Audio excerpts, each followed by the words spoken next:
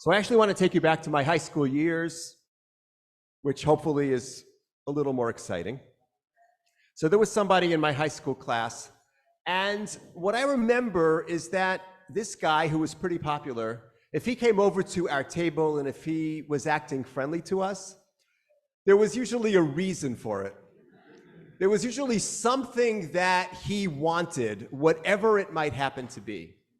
And thinking about him, and thinking about our world, and frankly, resonant with what Tyler spoke about a little bit earlier, I want to raise the question and explore what actually motivates us when we are relating to other people. Are we generally motivated by what is in our own personal interest? Are we, in some respects, able to take a look at the other person, to connect with and care about that other person because we sense a certain moral, ethical, human responsibility? And I do want to take us back, and then I'll take us to our own circumstance at this day and time. So taking us back, we do have this remarkable situation where Yehuda, we are named after him, the Jewish people. Yehudim are the people of Judah, experiences this moment where he saves his brother's life. But the way that he saves his brother's life is by asking the question, Ma betza, what good does it do us to kill him? Lechuvenim karenu, let's sell him instead. So this is the person that the Jewish people are ultimately going to be named after, who saves his brother's life ultimately, but who does it out of extraordinary self-interest. What good does it do? Ma betza. Betza is profit. How do we profit from killing him? We can profit from selling him. Now, what the Torah describes with Judah is his own arc of moral evolution. Judah will grow to become more accountable and more responsible. And who is in part responsible for his moral education? His daughter-in-law, Tamar. And the Torah brilliantly describes how she teaches him about accountability. She asks him for an eravon, for a pledge.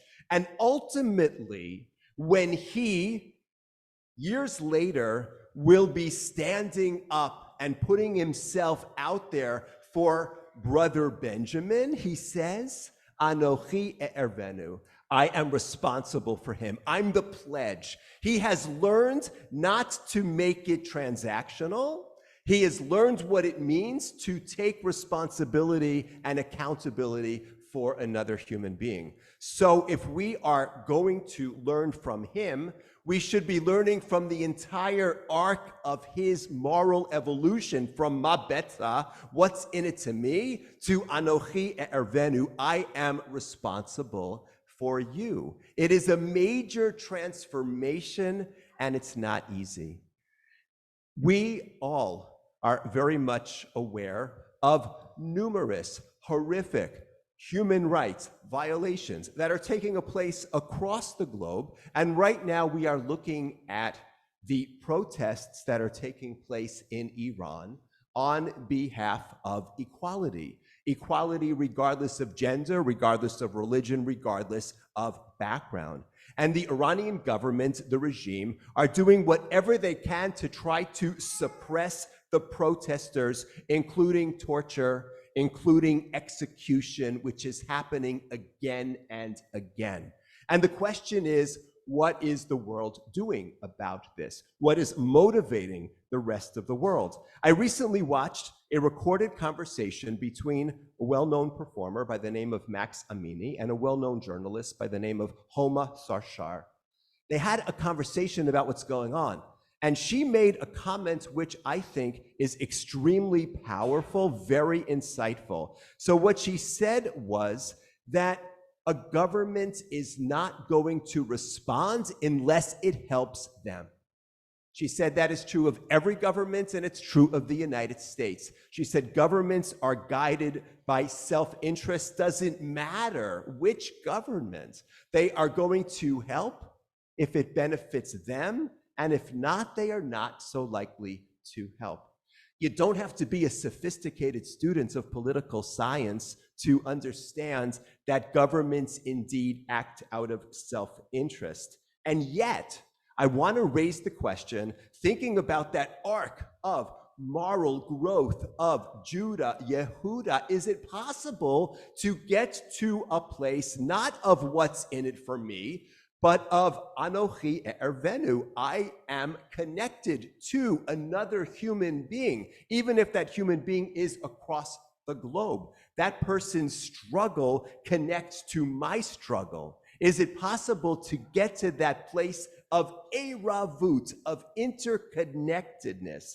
And I believe that it is crucial for governments across the world to be mindful of basic human rights, even when the appeal, the benefit to that government is not immediately clear. We look at Judah, and what do we see?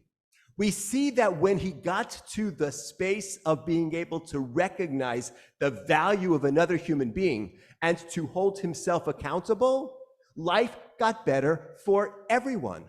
All of the brothers and their sister got to a higher level of peace, of interconnectedness. There was a resolution that took place. It's an open secret that when you act on behalf of another human being, it actually does help you. You can do both. You can be mindful of your moral connection and responsibility to someone else, and in the end, it lifts you up as well. A world in which there are no human rights violations is a better world for everybody. It's better economically for everyone. It's better politically. It's certainly better morally for everyone who is involved. Once Judah recognized that he was accountable, he was able to make life better for everyone. So I just want to encourage us. Yes, we all act out of our own interest. Yes, the guy who came over to our table in high school was interested in what's in it for him. But we know deep down what Judah found out, which is that we are interconnected. We are arevim ze bazeh. And to the extent that we recognize it, act on it, take risks in order to bring about what it is that other people need, we will make life better for everyone. I urge us to learn that lesson better and better each day. For the people of Iran, for any people throughout the world who are suffering miserably, for each human being that deserves to be lifted up. Shabbat Shalom.